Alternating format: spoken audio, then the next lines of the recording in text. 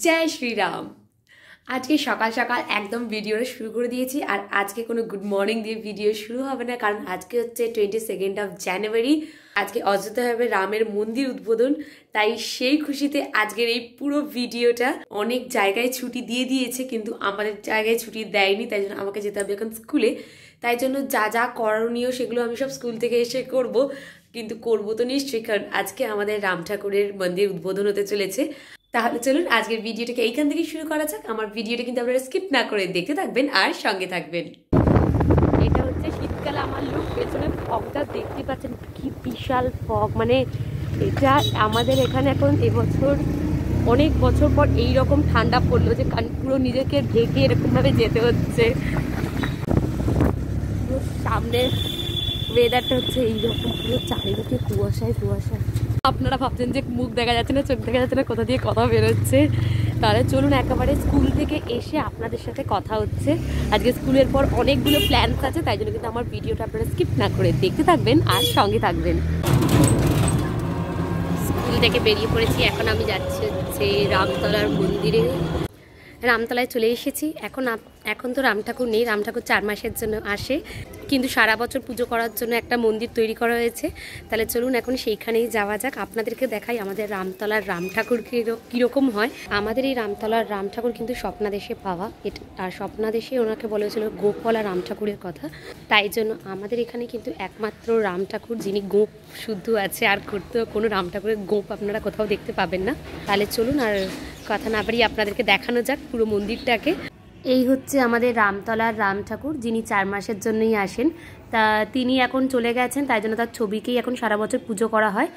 আর এই মন্দিরটাকে নতুন করা হয়েছে যাতে সারা বছর একটা রাম ঠাকুর থাকে, সেখানেই এখন পুজো হচ্ছে, প্রসাদ বিতরণ চলছে। তাই খুব লাকি ফিল করছি যে আজকের দিনে প্রসাদ অন্তত পেয়ে গেলাম রাম ঠাকুরের। তারপরে আরও একটু প্রসাদ চেয়ে নিলাম আমার বাড়ির জন্য, বাড়িতে সবাইকে একটু দেওয়ার জন্য। কারণ অযোধ্যায় যে না যেতে পারলেও রাম ঠাকুরের প্রসাদ যে রামতলায় থেকেই পেয়ে গেলাম, সেটার জন্যই আমরা খুব সৌভাগ্য ফিল করছি। যখন অযোধ্যায় রাম মন্দির প্রতিষ্ঠা শুরু হয়েছিল, ভূমি পূজন হচ্ছিল, তখন বিভিন্ন জায়গা থেকে মাটি নিয়ে যাওয়া হয়েছিল। তার মধ্যে কিন্তু আমাদের এই রামতলার থেকেও, রামতলার মন্দির থেকেও মাটি নিয়ে যাওয়া হয়েছিল অযোধ্যার রাম মন্দির তৈরি করার জন্য। তাই জন্য বুঝতেই পারছেন কতটা স্পেশাল এই জায়গাটাও।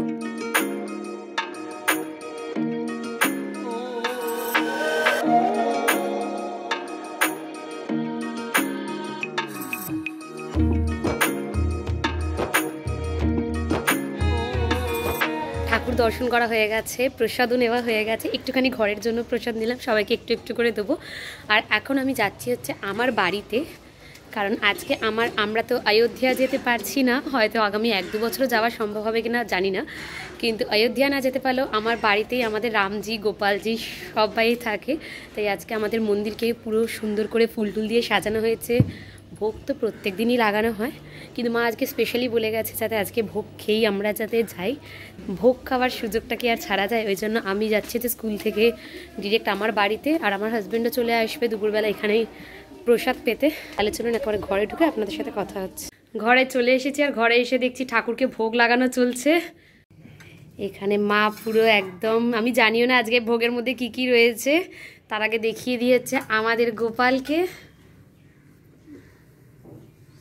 এবারে নতুন পাগড়ি অলরেডি পরে নিয়েছে 3 জনে। এই পাগড়িগুলো এবারে বৃন্দাবন থেকে এসেছে। আর পুরো মন্দিরটাকে আমাদের এখানেও সাজিয়ে তোলা হয়েছে, কারণ আজকে রাম আসছেন। খুব সুন্দর হয়েছে, খুব সুন্দর হয়েছে, খুব সুন্দর হয়েছে মন্দির সাজানো।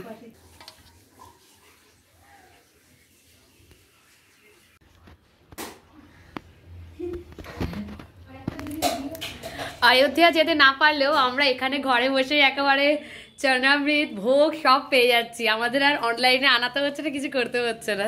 আজকে কিন্তু দেখতে গেলে আমার বাড়িতেও রাম ঠাকুর প্রতিষ্ঠা হলো। ইনি অনেক বছরের পুরনো আমাদের রাম ঠাকুর, কিন্তু আমাদের যখন বাড়ি ভেঙে ফ্ল্যাট হলো তখন এই ঠাকুরের ছবিগুলোকে আমাদেরকে সরিয়ে রেখে দিতে হয়েছিল, কারণ আর তখন জায়গা ছিল না, আমাদের এত বড় মন্দির ছিল না। তারপর বের করা হয়ে ওঠেনি, কিন্তু আজকে শুভ দিনে আমাদের রাম ঠাকুরকেও কিন্তু বের করে আসনে প্রতিষ্ঠা করা হলো। তারপরে আর কি আলপনা দিয়ে, তিলক করিয়ে, মালা পরিয়ে, ফুল দিয়ে সাজিয়ে আমাদের এখন গোপালের সাথে সাথে রাম ঠাকুরেরও চলে এলো আমাদের এই মন্দিরে।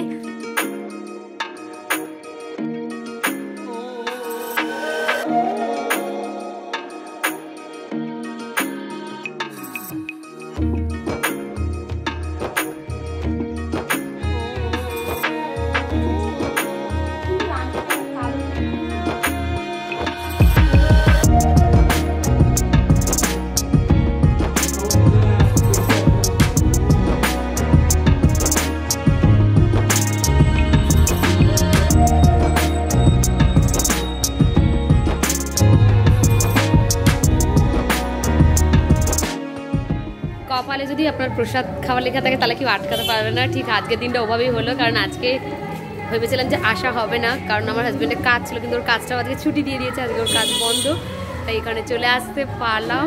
আর এখন আমি গিয়ে করব হচ্ছে প্রদীপ জ্বালানো, ধ্বজা উত্তোলন।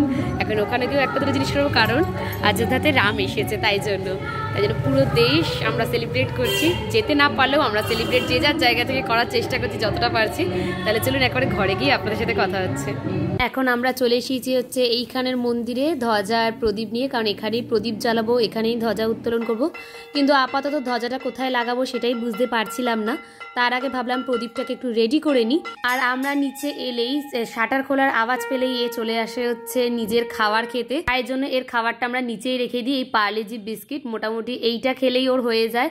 আর ও এমনই, ও নিজে একা খাবে, কিন্তু অন্য কোনো ডগিসদেরও খেতে দেবে না, তাই জন্য ওকে এলে ওকে দিয়ে তাড়াতাড়ি করে দিয়ে পাঠিয়ে দিই। তারপরে যখন অন্যরা আসবে অন্যদেরকে তখন দিই।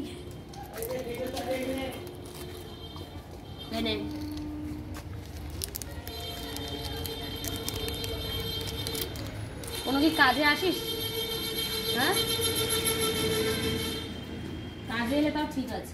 এখানে আমরা 5টা প্রদীপ সাজিয়ে রেখে দিয়েছি। এখন এই 5টা প্রদীপকে জ্বালিয়ে ঘরের 5 দিকে দিয়ে তারপরে ধ্বজা উত্তোলন করব।